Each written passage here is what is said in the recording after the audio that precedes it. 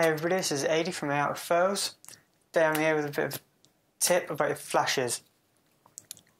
I don't like sticking things to the actual flash, so I've got a Velcro strap that I can just strap around it. The only problem I had with that is it kept sliding off very easily. So underneath, put an elastic band that stops it sliding off. Just holds it there. That way you can stick whatever you want to the flash very easily.